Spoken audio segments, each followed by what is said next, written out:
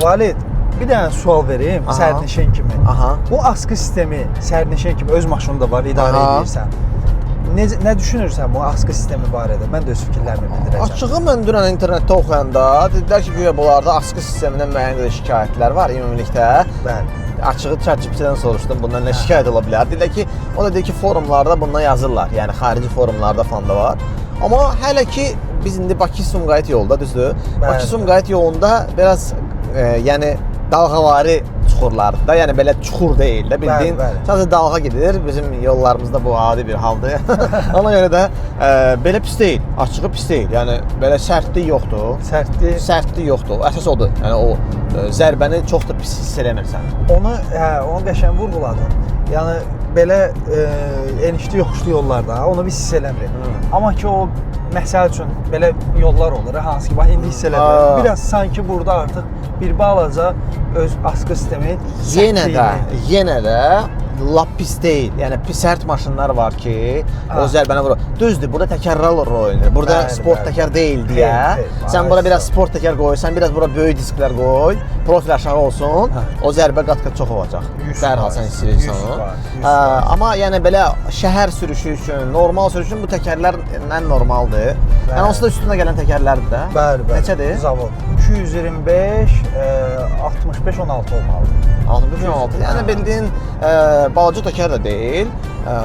Yəni enli təkərlərdir, amma yəni hündürlük yəni adidir. Yəni görüntü üçün olan enliklər var. Yox, o deyil. Yəni görüntü söhbəti yoxdur maşında. O ki qaldı akustik komforta, əgər buna da danışaq, o da pis deyil. Hələ ki, düzdür, biz burada indi trasdır, ancaq küləyin səsi gəlir, yəni təkərin səsi gəlir də. Burada başqa şəhər səsi yoxdur burada.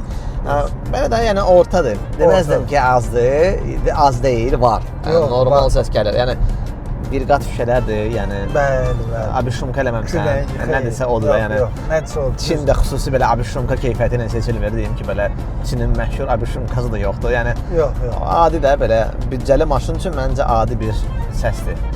Qapıdan pis deyil, qapı normaldır, yəni elə də çox səs-küy gəlmir qapı hissəsindən, amma təkərlərin səsi bəli gəlir. Deməli, burada biz çıxanda, xatırlayırsınızsa 0 kilometraj idi bizdə, elektriklə qət olunan məsafə, amma artıq 30 kilometrə qədər qalxmışıq. Bu da nəyin hesabınadır? Save düyməsini basanda burada 2 dənə mod var, AI və Save.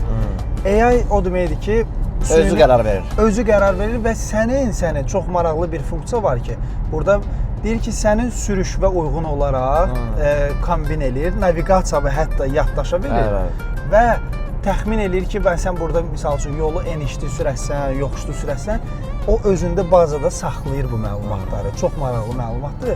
Düzdür, sürmüşəm, tras yolunda elə də magistral yolda effektiv deyil. 5 litr sərfiyyat olur.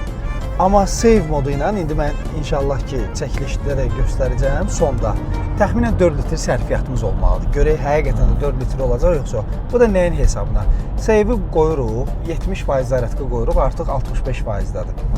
70% dolandan sonra burada elektrik vehicle, yəni tam elektrik modda belə moda çeviririk. Həmin o 70%-dən 20%-ə kimi tam elektrik kimi yol sürəcəyik. Ki bu da bizə qənaət eləməyə gətirir. Allah, yəni biz öz benzinimizlə özümüzə bir gedə-gedə, yəni yolda gedirik. Eyni zamanda özümüzə şarj da veririk və o şarjdan sonra yenidən istifadə edə bilirik getmək üçün, artıq benzini işlətməmək üçün. Bəli, tamamilə doğru. Texnologiya.